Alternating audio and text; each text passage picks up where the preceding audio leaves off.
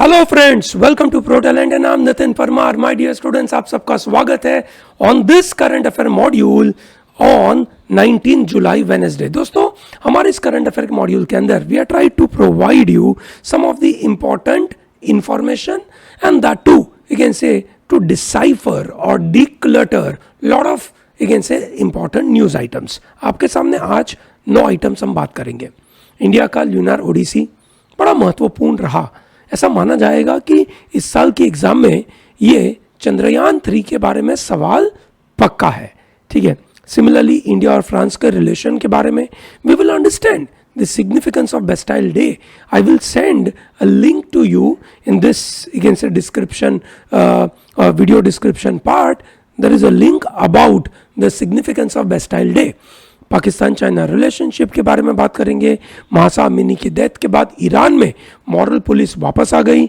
ASEAN meeting हुआ, ASEAN के कौन कौन से मेंबर्स हैं, ठीक है, उसके बारे में हम बात करेंगे। इंडिया और यूएई के रूपी दिरहम रिलेशन के बारे में हम बात करेंगे। ये बड़ा महत्वपूर्ण पॉइंट है जब रूपी इंटरनेशनलाइज होने की से कोशिश कर रहा है। हमारी ये एफर्ट जो बेबी स्टेप्स है, इमीडिएट तो रिजल्ट देंगे नहीं, पर अगले कुछ सालों में, अगले 10, 15, 20 सालों में ये एक अच्छा रिलेशनशिप, एक अच्छा सिचुएशन क्रिएट जरूर करेंगे। विंबलडन के बारे में बात करेंगे। दैट्स वेरी इंपॉर्टेंट दोस्तों। दो students who are thinking that sports may not be very important for you can say entrance exam point of view, you are wrong, because sports is also very crucial. ठीक है, IIT gets the first female director and why Hollywood is on a strike, हम उसके बारे में बात करेंगे। Let's start to discuss about the India's third lunar odyssey. Odyssey का मतलब होता है जर्नी। ठीक है, ओडिसी का मतलब होता है जर्नी। ठीक है, तो दोस्तों एक परफेक्ट लॉन्च के द्वारा हमारे स्पेसक्राफ्ट ने एक से अर्थ के ऑर्बिट में एंट्री ले ली है। अगस्त 23 को यह सॉफ्ट लैंडिंग करेगा। लॉन्च हुआ था जुलाई 14 को, ठीक है, और लैंड करेगा अगस्त 23 को। ठीक है, ये डेट्स याद रखना जरूरी है। Now this is very important, जहां पे यू कैन से पूरा वर्ल्ड इंडिया को देख रहा है कि इंडिया ने क्या काम किया। बड़ा महत्वपूर्ण काम किया। ठीक है, श्री हरिकोटा से हमने इसको लॉन्च किया था। ठीक है, Satish Dhawan space centre Shri Harikota. So success of Chandrayaan launch vehicle gives Gaganyaan a leg up, which means we are not just looking at Chandrayaan 3, but yeah, that's a very important part. पर अगर वहां पे सक्सेसफुल हुए तो then we can plan for Gaganyaan, just like when we are successful in our mock test, we can be rest assured that we will be successful in our actual exam. Okay, so that way this is very important. एक एक करके इन बातों को समझते हैं कि ये बातें क्या हो रही है ना। क्विकली समझते हैं, इसको डिटेल में समझिए। सबसे पहली चीज जो डेस्टिनेशन मून चंद्रयान 3, उसमें 3 पार्ट है। उसके अंदर यू कैन से एक है लैंडर मॉड्यूल, एक है प्रोपल्जन मॉड्यूल। क्या बोलते हैं इसको? Propulsion. Okay, this is called propulsion module and other is called rover. ठीक है, देखिए दोस्तों, प्रोपल्जन मॉड्यूल का ऑब्जेक्टिव रहता है that it will carry the lander and rover from the particular orbit of the earth. ये अर्थ है, अर्थ की इस ऑर्बिट से इसको ले जाते हैं and then they are placing on moon की ऑर्बिट में। That is the work of propulsion module. Okay, याद रखिएगा दोस्तों, this is very important. Propulsion module will carry lander and rover from the injection orbit to a circular lunar orbit. ठीक है, ये बड़ा important part है, that is propulsion module का। Lander module will be very crucial. ठीक है, lander module will be very crucial because lander module क्या करेगा? सॉफ्ट लैंड करेगा। लास्ट टाइम हमारा चंद्रयान 2 फेल हो गया था क्योंकि सॉफ्ट लैंड नहीं कर पाए थे। ठीक है, सॉफ्ट लैंड नहीं कर पाए थे। ठीक है, अब आया आपका रोवर मॉड्यूल। रोवर क्या करेगा? रोवर विल मूव अराउंड, ठीक है, and try to capture lot of information. Remember दोस्तों, ये चंद्रयान 3 के बारे में जो बातें आजकल चल रही है, ठीक है, दिस इज वेरी इंपॉर्टेंट। हमने कैसे इसको लॉन्च किया ये देखिए। सबसे पहले आपको पता होना चाहिए दैट अर्थ और मून के बीच का डिस्टेंस इज 3,84,400 किलोमीटर का जर्नी है ये बड़ी, ठीक है. This is a distance between earth and moon, ठीक है. This is launched through LVM-3, you can say M4. LVM stands for Launch Vehicle Mark 3. This is rocket, ठीक है ना. This is a rocket of Chandrayaan 3. This is very important. Chandrayaan 3 अगर सब सही रहा, it will make a soft landing on South Pole. कहाँ पर launch करा जाएगा ये, कहाँ पे you can say लैंड करेगा ये, south pole, when sun rises on the moon on either 23rd और 24th of August, ठीक है. पर अगर कोई कारण से ये पॉसिबल नहीं हुआ, ठीक है, तो landing will be made in September. अगर ये अगस्त में सक्सेसफुल नहीं हुआ, कौन सी डेट थी आपकी, अगस्त 23. If this is not successful, we will try in September as well. ठीक है. This will make India the, you can say, first country in the world to make an indigenously produced spacecraft to land on the lunar south pole, and only other country in the big boys club like USA, Soviet Union, China, जिन्होंने controlled landing moon पे करी है. So we are going to become the fourth country, ठीक है. Chandrayaan 3 scripts a new chapter in India's space odyssey. It soars high, elevating the dreams and ambitions of every nation. This momentous achievement is a testament to our scientists' relentless dedication. And Modi साहब ने कहा, ये सब मोदी साहब ने कहा, उन्होंने कहा, I salute their spirit and the ingenuity. Remember, after USA, Russia and China, we have managed to send, you can say, this particular vehicle. Okay. अभी तक 140 manned and unmanned robotic missions have taken place on moon. ठीक है. But they all landed close to moon's equator. Okay. ज़्यादातर लोग कहाँ जाते हैं, equator पे जाते हैं मून के, प्राइमरली फ्यूल सेव करने के लिए, है ना, प्राइमरली फ्यूल सेव करने के लिए, ठीक है. Chandrayaan 3 would be the first spacecraft to land on south pole. Remember, south pole is a mysterious, unexplored and relatively unknown territory where no humans have gone so far, ठीक है. That is very important. South Pole is that crucial. India was the first nation to hard land on this lunar South Pole. ठीक है, जब हमने Chandrayaan 1 drop करा था, ठीक है. उसके बाद हम चंद्रयान 2 पे गए थे. Chandrayaan 1, remember this, Chandrayaan 1 took place on 14th November 2008. ठीक है. This is very important. Chandrayaan 1 landed is also called Jawahar point. Chandrayaan 1 जहां पे लैंड हुआ था उसको कहते हैं जवाहर पॉइंट. क्या बोलते हैं इसको, जवाहर पॉइंट. नोट करा जाए इसको, बिल्कुल ध्यान की रखने की चीज है, ठीक है. सो इंडिया का पहला मिशन था to discover the ice on the moon, ठीक है. Landing on the south pole has always been considered a challenge because the topography of region where there is no sunlight for millions of years. South pole एक ऐसी जगह है जहां पे millions of years से कोई सनलाइट नहीं है, ठीक है. Okay, this is very important. However it provides immense scope for future humankind because of there is a presence of water on it. The south pole on moon, which is southernmost tip of the moon, has always fascinated various scientists. ठीक है, क्योंकि वहाँ कोई तरीके से light ही नहीं पहुंची है. कभी कभार वहाँ टेम्परेचर पहुंच जाता है -203 डिग्री सेंटीग्रेड, ठीक है. And this is what ISRO wanted to explore. Very important, ठीक है. 3 बड़े ऑब्जेक्टिव है इसके. प्राइमरली, पहला, safely you can say land on the surface. Surface पे लैंड होना सबसे महत्वपूर्ण पार्ट है. नंबर 2, रोवर ऑपरेशंस को डेमोन्स्ट्रेट करना. एंड नंबर 3, साइंटिफिक एक्सपेरिमेंट्स करना ऑन द साइट. रिमेंबर, ठीक है. इंडिया, सॉरी अर्थ पे, इंडिया कहाँ पे आ रहा है, अर्थ पे जब से एक दिन होता है, ठीक है, तो मून का एक दिन कितना होता है, ठीक है, दिस इज वेरी इंपॉर्टेंट. सो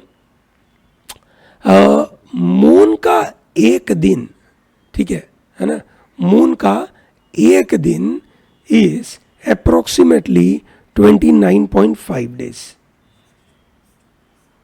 और विच मीन्स सन पूरा मूव होने में ये टाइम लगता है. अर्थ मून पे कोई एटमॉस्फेयर नहीं है, विच मीन्स वहां पे जब सन आता है तो अचानक से लाइट आती है, ठीक है, जैसे स्पेस में मतलब अर्थ पे होता है ऐसा नहीं, धीरे धीरे धीरे धीरे है ना लाइट आएगी, ऐसा नहीं होता है, एक साथ लाइट आ जाती है, ठीक है, एक साथ लाइट आ जाती है, और बाकी सब पूरा स्पेस ब्लैक दिखता है, अपने यहाँ पे स्काई ब्लू दिखता है, वहां पे ऐसा नहीं है, ठीक है.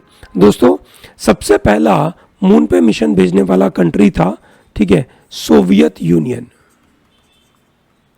क्या नाम था उस प्रोग्राम का, ल्यूना 2, ठीक है, remember this. The first country in the world to make dent on the moon is Luna 2.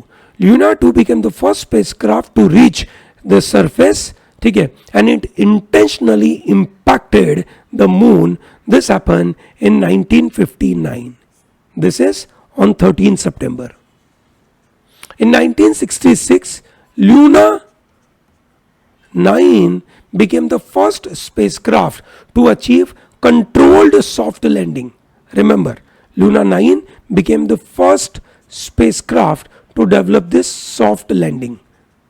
And this is the year called 1966.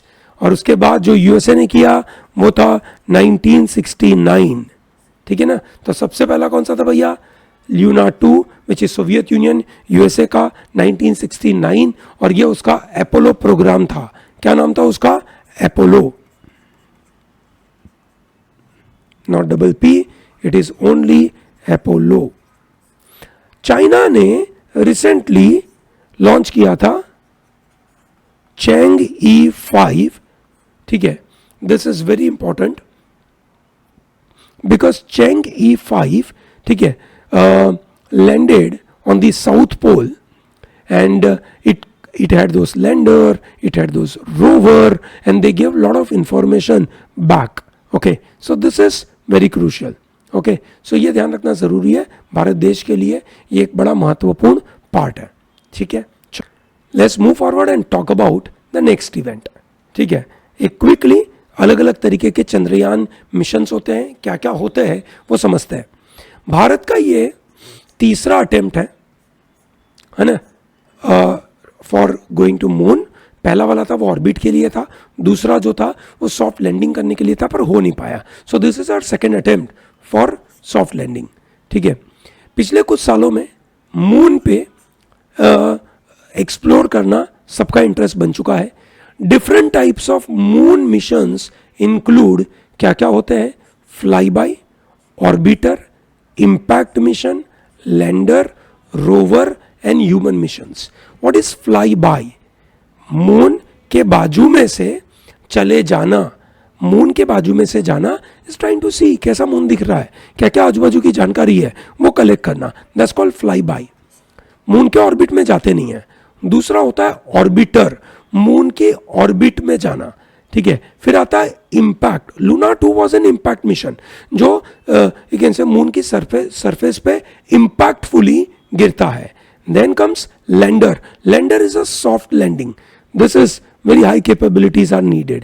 Then rover will have a communication, moon का अर्थ के साथ connection, और यहाँ से हम बैठे बैठे उस रोवर को घुमा सकते हैं. And human missions are obviously sending humans on the moon, ठीक है. तो 1969 और 1972 में 2 बार यूएसए ने ह्यूमन मिशन भेजे थे. अभी उनका आर्टिमिस प्लान है, Artemis mission 3, which is plan for 2025. It is aiming to land humans on the moon again. ये बिल्कुल नोट करना, ये मैं बहुत बार आपको बता चुका हूं, तो प्लीज इस चीज को तो मिस करिएगा मत. अब बड़ा महत्वपूर्ण बात करेंगे, ठीक है. यूरोपियन यूनियन ने इंडिया के बारे में कुछ महत्वपूर्ण बातें बोली, ठीक है. दोस्तों ये एक इंटरकनेक्टेड वर्ल्ड है, ये ऑब्वियस है ना. हम सबको पता है कि आज वर्ल्ड में कहीं कुछ होता है हमें तुरंत पता चल जाता है. So in this interconnected world generally the various countries are seeking greater economic integration and they promote themselves as the country which protects rule of law, the country which is democratic, the country which is liberal. और इसकी वजह से ठीक है अलग अलग countries को अलग अलग कंट्रीज में क्या क्या बातें चल रही है वो देखना पसंद होता है और उसके ऊपर कमेंट करते हैं. जैसे आप और मैं यूएसए में अगर कुछ होता है we put comment on it, European Union में कुछ हुआ we put comment on it, France में कुछ हुआ we put comment on it. ठीक है, फॉर एग्जांपल चाइना किस तरीके से जिंगजियांग प्रोविंस में जो वीगर मुस्लिम के साथ जो गलत काम करता है तो we comment on it and we say human rights का वायलेशन हो रहा है. कनाडा के अंदर खालिस्तान मूवमेंट की बातें चलती है और इंडिया के खिलाफ कुछ बातें होती है तो वी से कि ये गलत है. ठीक है, रशिया में यूएसए में रेशियल डिस्क्रिमिनेशन हो रहा है. यूएसए में अगर रेशियल डिस्क्रिमिनेशन हो रहा है we have opinion on it. Similarly, what happens in Russia and Ukraine, we have opinion on it. Exactly on the same line, what is happening in India, various countries have opinion on it. So what is happening in India, in Manipur? The Manipur is a problem of the varieties of the ethnic group. हमने बात करी थी Meitei community, Kuki and again से नागास, इनके बीच का ये झगड़ा है. यूरोपियन यूनियन की पार्लियामेंट ने मणिपुर के वायलेंस के ऊपर एक रेजोल्यूशन पास किया. जो रेजोल्यूशन ठीक है पास करने में हमें कोई एतराज नहीं है, आप पास करिए ऐसा रेजोल्यूशन. अगर हमारे देश में कुछ गलत हो रहा है तो आप हमें पॉइंट आउट करिए, कोई प्रॉब्लम नहीं है, अच्छी बात है, हम समझेंगे उससे. पर अगर आप हमारे देश में जो वायलेंस हो रहा है उसको कोई अलग कलर से देखोगे, अलग नजरिए से देखेंगे तो हमें नहीं पसंद आएगा. आप उसको सही रूट कॉज देखें, एक पूर्वाग्रह के साथ, एक ऐसे बायस माइंडसेट के साथ मत देखें. यूरोपियन यूनियन यहाँ पे इसको बायस माइंडसेट्स के साथ देख रहा है और यूरोपियन यूनियन इसको बता रहा है that it is a religious issue between Hindus and Christians. आपको याद होगा हमने बात करी थी this is not a religious issue, this is an issue about Maitai wanted to get into ST, that is scheduled tribe. उनको एक तरीके का पोजीशन चाहिए. ठीक है, उधर कुकी चाहता है कि नहीं भैया उनको नहीं मिलना चाहिए और उनके एरिया को ऑटोनोमस रीजन मिलना चाहिए. नागा बोलते हैं कि हमें एक ग्रेटर नागा स्टेट चाहिए, है ना. This is not a religious issue. और यूरोपियन यूनियन पार्लियामेंट बोलता है this is a religious issue. ठीक है, सो this is very erroneous you can say opinion by European Parliament. ठीक है, so this is misdiagnosis the major issue. Remember, Meitei को schedule tribe में डाल देना ऑथर का कहना ये एक एरोनियस डिसीजन था कोर्ट का. ठीक है, जिसकी वजह से ये मैतेई और कुकी कम्युनिटी के बीच में झगड़ा हो गया. ये ethnic violence was supported by various militants और सोसाइटी के द्वारा, गवर्नमेंट के द्वारा जो रिकंसिलिएशन होना चाहिए जो हो नहीं पाया. ठीक है, बराबर. तो ये एक सोशियो इकोनॉमिक डिफरेंसेस के बेसिस के ऊपर एथनिक लड़ाई है, नॉट अ रिलीजियस लड़ाई. तो ये बहुत अच्छी तरीके से हिंदू ने प्रॉब्लमेटिक कहकर यूरोपियन यूनियन के रेजोल्यूशन को खारिज कर दिया और बोला गलत है, उनका जजमेंट सही नहीं है. चलिए अच्छी बात है. ठीक है, हमें ये ऐसे एडिटोरियल पढ़ते पढ़ते पुरानी चीज़ें याद हो जाती है कि एग्जैक्टली मुद्दा क्या था. ठीक है, अब हम चलते हैं Indian contingent who marched in Paris. ठीक है, on Bastille Day parade. Bastille Day parade is a very significant parade in Paris in France, जहां पे इंडियन सोल्जर्स ने परफॉर्म किया. इंडियन सोल्जर्स ने क्यों परफॉर्म किया? क्योंकि Indian soldiers we can say have participated in World War 1 and World War 2 और दोनों बार हमने जो पार्टिसिपेशन किया, ठीक है, that is we can say we were in support of UK. Obviously, we were part of UK at that point in time. UK was ruling on us, and the Britishers were ruling on us. So our soldiers, that is Indians, you can say, were part of Indian Army, British Indian Army, and they fought wars. तो ये वही army you can से जो वहाँ पे जब participate करती थी उसी को याद करने के लिए पंजाब रेजिमेंट एंड राजपूता राइफल्स ने वहाँ पे यू कैन से मार्च किया. सारे जहाँ से अच्छा वहाँ पे यू कैन से बड़ा मज़ेदार सा गाना भी गाकर मार्च किया. बड़े अच्छी बात है देश के लिए, है ना. देश बढ़ रहा है, देश बड़ा बन रहा है, ये दिख रहा है. प्राइम मिनिस्टर नरेंद्र मोदी जी को भी फ्रांस का हाईएस्ट सिविलियन अवार्ड मिल रहा है, which is known as Grand Cross of Legion of Honour. ठीक है, that's a very important, which is highest civilian award to the rank of Nelson Mandela. Nelson Mandela जितने बड़े rank पे इनको ये अवार्ड मिला है.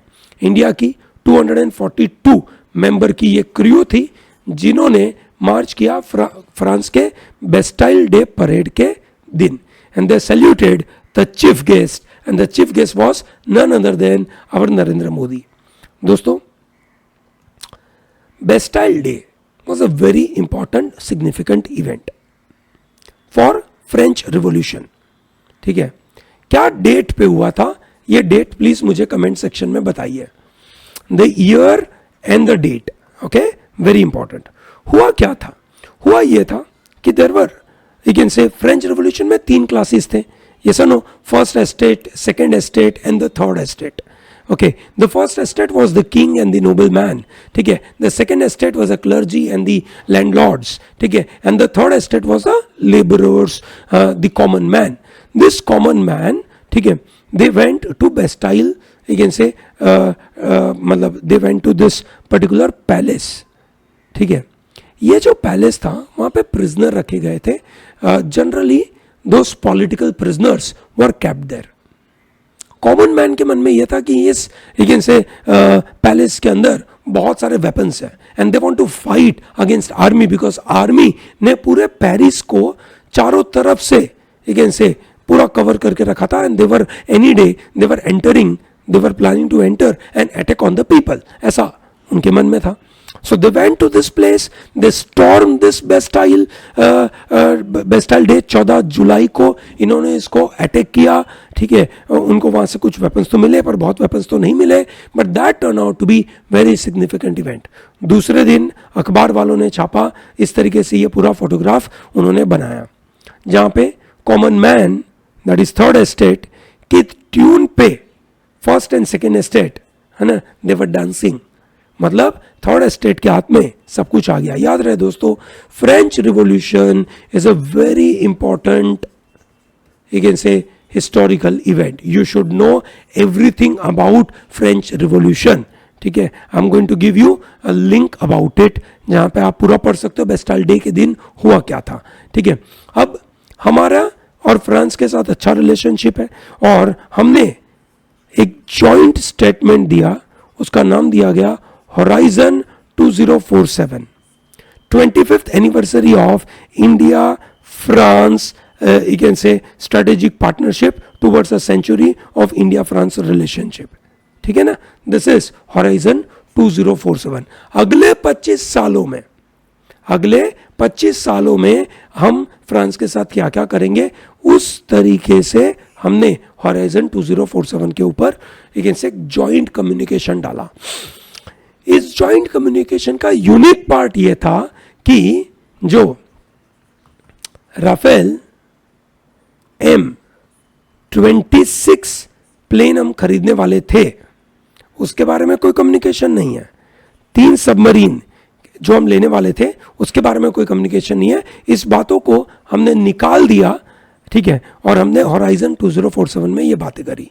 Rafale Marine is a very important jet plane we wanted to purchase, but obviously, है ना, ये परचेज करने में बहुत सारे you can say contractual obligations, nitty-gritty sign करनी पड़ती है, nitty-gritty कंप्लीट करनी पड़ती है. तो वो आगे कुछ दिनों में कंप्लीट होगी और बाद में ये नया कम्युनिकेशन आएगा. अभी तो कम्युनिकेशन नहीं है. क्लियर है भैया, ये याद रहेगा. Rafale Marine, India is planning to purchase 26 marine aircraft. ठीक है, 26 मरीन एयरक्राफ्ट। इसके पहले का हम 36 राफेल ऑलरेडी परचेस कर चुके थे और वो एयरफोर्स में ऑलरेडी सर्विस में आ चुके हैं, ठीक है। Now we are entering into this marine वाला front. Is that very clear? तो दोस्तों एक मेरा सवाल है आपके लिए कि ये जो राफेल एम आएगा, ठीक है, वो कौन से प्लेन को रिप्लेस करेगा, ठीक है ना, कौन से पुराने प्लेन्स को रिप्लेस करेगा? That is what you should tell me. Islamabad से एक न्यूज आ रही है हमारे सामने, Pakistan prime minister launches 3.5 billion Chinese designed nuclear project. 3.5 billion का एक न्यूक्लियर प्रोजेक्ट जो चाइना सपोर्ट करेगा, ठीक है, और इतने ही अमाउंट का IMF का लोन लेके रखा है पाकिस्तान ने। चाइना पाकिस्तान को काफ़ी मदद कर रहा है और करना भी चाहिए ताकि वो डेवलप हो जाए, ठीक है। चाइना और पाकिस्तान में अच्छे अच्छे रिलेशनशिप है। जैसे एक ग्वादर पोर्ट है जो चाइना ने बना के दिया। ग्वादर पोर्ट से काशगर सिटी के बीच में चाइना पाकिस्तान इकोनॉमिक कॉरिडोर जो चाइना ने बहुत पैसे देकर डाला था, अभी अच्छा ग्रो नहीं कर रहा है, ठीक है, कहीं ना कहीं अटका हुआ है। शहबाज शरीफ साहब ने इस पूरे प्रोजेक्ट को ओपन किया। 1200 मेगावाट का न्यूक्लियर पावर प्लांट चाइना के असिस्टेंस से बनाया गया, ठीक है, 3.5 बिलियन का। इसको नाम दिया गया C5। C5 stands for चश्मा 5। चश्मा is a district in Punjab, है ना, पंजाब प्रोविंस है वहाँ का ये डिस्ट्रिक्ट है। ईरान में आपको याद होगा कुछ समय पहले, ठीक है, महासा अमीनी करके एक लेडी थी, 22 साल की लड़की थी, और महासा अमीनी वॉज नॉट वियरिंग हिजाब इन द पब्लिक प्लेस। तो ईरान का जो मॉरल पुलिस था, जो पेट्रोल कर रहा था, ठीक है, जो देखा कि अच्छा उसने अपने हेयर को कवर किया नहीं है, ठीक है, तो जो ड्रेस कोड है वो फॉलो नहीं करा, उनको पकड़ के उन्होंने जेल में डाल दिया और जेल में उनको कस्टोडियल टॉर्चर हुआ जिसकी वजह से उनकी डेथ हो गई। सो जिसकी वजह से पूरे ईरान में बड़े प्रोटेस्ट होने लगे, ठीक है, एंड करीबन 16 लोगों की मौत हो गई। एंड उसके बाद ये morality police disappeared from the street, ठीक है, क्योंकि बड़ा प्रोटेस्ट हुआ ईरान के अंदर। तो ईरान की सरकार ने बड़े आसानी से अपने इस मॉरल पुलिस वाले स्टेप को वापस ले लिया। पर अब मॉरल पुलिस वापस ईरान पे आ गई है। अब लोग अगर हिजाब नहीं पहनेंगे या अपने हेयर को कवर नहीं करेंगे पब्लिक प्लेस में, specially woman, so there is a problem, ठीक है। सो ये तेहरान से न्यूज आ रही है, we should be aware about it, ठीक है। इन अ जाइब अगेंस्ट चाइना, जाइब का मतलब क्या होता है बताइए दोस्तों? जाइब, ठीक है, बड़ा महत्वपूर्ण एक इंग्लिश का वर्ड है जो हमें पता होना चाहिए। टू टेक जाइब एट समवन और टू टेक जाइब अगेंस्ट समवन, विच मीन्स उसका मौकरी करना, उसके बारे में सटायर करना, उसके बारे में कुछ बोलना, क्रिटिसाइज करना, ठीक है। Anthony Blinken, the US secretary of state, which is foreign affairs minister, secretary of state Anthony Blinken, he visited, you can say ASEAN के अंदर इंडोनेशिया में जकार्ता में विजिट किया था, जहां आसियान के फॉरेन मिनिस्टर्स सब इकट्ठा हुए थे।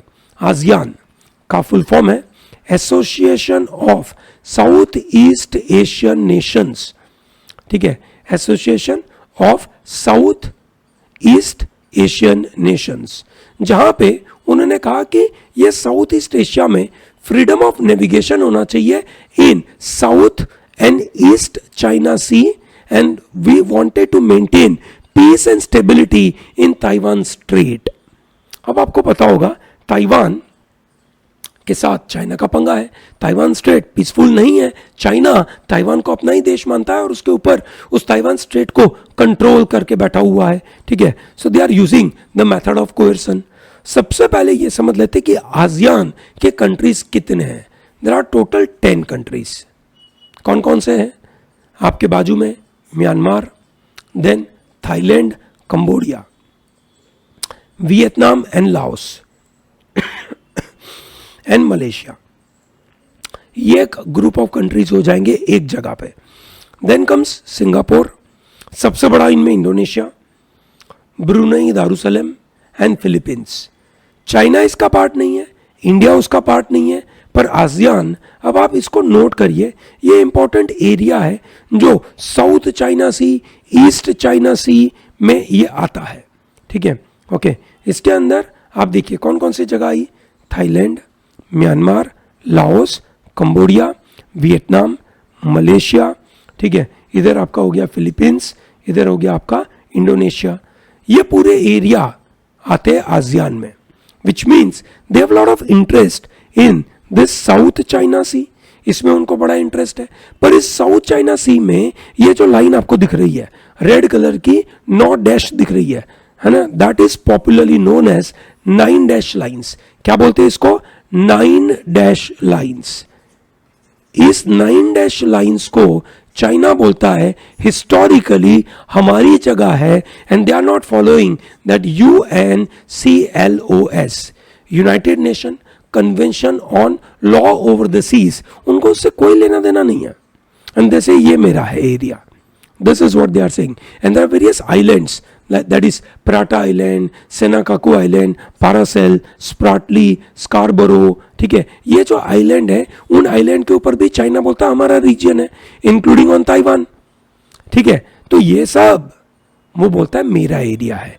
इसीलिए इस चाइना को कंट्रोल करने के लिए एंथोनी ब्लिंकन साहब ने आसियान की मीटिंग अटेंड करी। आसियान की मीटिंग अटेंड करने के बाद, ठीक है, उन्होंने कहा कि ये जो चाइना है इस एरिया को अपने कंट्रोल में लेना चाहता है, वो गलत कर रहा है, वो कोएर्शन कर रहा है इन छोटे छोटे कंट्रीज के खिलाफ, और यहाँ पे पीस मेंटेन करना चाहिए, स्टेबिलिटी मेंटेन करनी चाहिए, और फ्रीडम ऑफ नेविगेशन होना चाहिए, ठीक है। At the same time, Antony Blinken meets Foreign Minister of China Wang Yi, ठीक है, and he is not meeting Russian Foreign Minister, you can say Sergei Lavrov। ये याद रखिएगा, सर्जेई लेवरोव बहुत बार न्यूज में रहते हैं, ठीक है, तो ये आपको पता होना चाहिए। Is that very clear 9 dash line के बारे में? Very good. इंडिया और यूएई के बीच में रूपी दिरहाम में ट्रेड होगा। थोड़े समय पहले हमारा रूपी और रूबल ट्रेड होने वाला था, and we were very happy कि अरे वेरी गुड, रूपी रूबल का ट्रेड होगा, है ना, बहुत अच्छी बात है। और हुआ भी, हमने क्रूड ऑयल खरीदा रशिया से इन रूपी terms, and Russia was very happy, क्योंकि रशिया को सैंक्शन लगा दिया था, उसको डॉलर के साथ कोई लेना देना था नहीं, क्योंकि उसका क्रूड कोई भी डॉलर से परचेस करने वाला था नहीं। So therefore they were also happy. कुछ समय बीत गया, रशिया ने बोला कि भैया देखो, अब तुम्हारे साथ हम रूपी में डील करेंगे, ठीक है, तो उस रूपी जो हमारे पास पड़ा रहेगा, उस रूपी से हम कुछ भी परचेज नहीं कर पा रहे वर्ल्ड में। मैक्सिमम हम आपसे कुछ परचेज करेंगे, आपसे भी हमारे पास, हमसे मतलब आपसे हम कुछ खरीद नहीं सकते हो, इसलिए भैया हमें रूपी में डील ना करें। अगली बार अगर आपको क्रूड ऑयल चाहिए तो अब युआन में परचेज करना, डॉलर वॉलर भूल जाना, रूपी वूपी भूल जाना। अब हम कोशिश कर रहे हैं, यूएई के साथ भी हमने डील किया, ठीक है। प्रेसिडेंट शेख मोहम्मद बिन जायद, ठीक है, से अल नयन, ठीक है, मोदी साहब जब अबू धाबी में विजिट करे थे तब की ये एक से सिनारियो है, और गल्फ कंट्रीज के साथ रूपी में डील होना भारत के लिए अच्छी बात है। इंडिया का यूपीआई अब यूएई में भी चलेगा, और हम यूएई से जो भी परचेस करेंगे वो रूपी में हम खरीद पाएंगे, ठीक है। This is very crucial for India. जब मोदी साहब फ्रांस से वापस आ रहे थे तब गल्फ कंट्री में अबू धाबी में रुक गए और वहाँ पे मीटिंग करके वापस आए, ठीक है, तो अच्छी बात है। ये है सब कहानी ऑन इंटरनेशनलाइजेशन ऑफ रूपी, ठीक है, अच्छी बात है, इंटरनेशनलाइज होगा, अच्छी बात है, ठीक है। RBI, central bank of India and central bank of UAE ने मिलकर ये डील साइन करी है। हमारे छोटे छोटे स्टेप्स है, लॉन्ग रन में हम बड़े बने कि इमीडिएट कुछ नहीं होना है, इमीडिएटली रूपी इंटरनेशनलाइज तुरंत होना नहीं है, ठीक है। सो ये क्रॉस बॉर्डर ट्रांजैक्शन के लिए हम ये किए हैं। This will promote the bilateral use of local currencies, reducing reliance on US dollar as intermediary currency settlement। दो कंट्री के बीच में जो सेटलमेंट करना है उसमें यूएस डॉलर की जरूरत अब पड़ेगी नहीं। Current account payment and certain permitted capital account transactions between these two countries will be settled in rupee as well as dirham। This is very crucial. Current account मतलब जो तुरंत आमने सामने सामान लेना है तो वो करंट अकाउंट में आ गया. कैपिटल अकाउंट जो एसेट्स वेसेट्स खरीदने की बात हो गई. ठीक है. This local currency settlement system will be put in place, potentially leading to independent rupee dirham exchange market. तो ये मार्केट भी अच्छा डेवलप हो सकता है. ठीक है. अभी रूपी डॉलर का एक्सचेंज मार्केट बहुत बड़ा है. The settlement mechanism will improve ease of doing business and boost various trade activities between two countries, and exchange rate risk will be eliminated. India UAE local currency settlement system will obviously pave the way for similar kind of currency agreement with various countries, and we will become in future, our rupee will become internationalized. The success of this initiative depends on the adoption by various business units. अगर अलग अलग business units ने इसको adopt कर लिया तो बहुत अच्छी बात है. ठीक है. This is very important. बराबर है. ठीक है. UAE could serve as currency entrepot. Word note करिए भैया. What is the meaning of entrepot? Comment box में बताइए मुझे. What is the meaning of currency entrepot? Okay. चलिए ग्रेट. क्विकली आगे बढ़ते हैं. विंबलडन के बारे में बात करते हैं. विंबलडन में Marketa Vondrousova, she stunned the Tunisian Ons Jabeur को 6-4, 6-4 2 सेट में हराकर, ठीक है, she became the first unseeded player. कैसी प्लेयर है?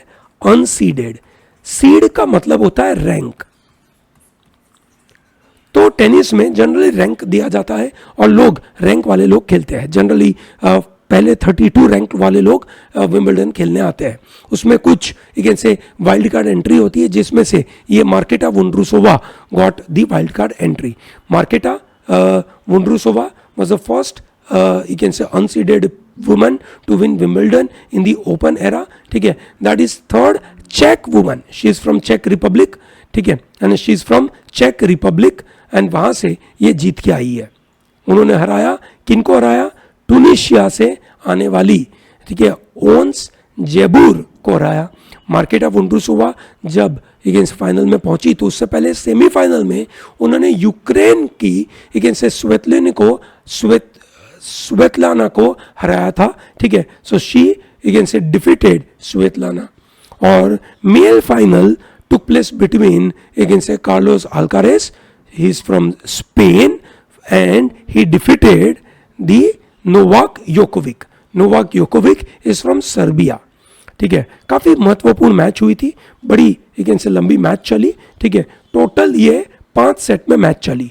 काफी लंबी रही, जिसके अंदर फाइनली यंग आदमी अल्काराज ने हरा दिया ओल्ड आदमी से योकोविक को. That is very important. It's a memorable final कहा गया. ठीक है. अल्काराज वॉज दी से यंगेस्ट मैन, ठीक है, टू विन दिस. एक नया फ्यूचर क्रिएट हो रहा है स्पेन से. बराबर है. स्पेन से नया फ्यूचर आ रहा है. तो स्पेन से कोई फेमस से टेनिस प्लेयर को अगर आप जानते हो तो बताइए. प्रीति अगालयम going to become the first woman director of IIT. First women director of IIT. ठीक है, जो बनने वाली है. ठीक है. ये IIT के कौन से कैंपस की फर्स्ट वुमेन डायरेक्टर बनेगी, ये बताइए. First women director of which IIT. Okay. ठीक है. भैया बिल्कुल पता होना चाहिए, क्योंकि हमने आपके साथ क्लास में बात करी थी कि भैया IIT का पहला से ओवरसीज कैंपस बन रहा है IIT ज़ांज़ीबार. ठीक है. IIT Zanzibar. ठीक है. ये कौन से IIT का ये कैंपस बन रहा है, ये बताइएगा दोस्तों. ठीक है. चलिए अब हम बात करते हैं why are Hollywood writers and actors are on strike.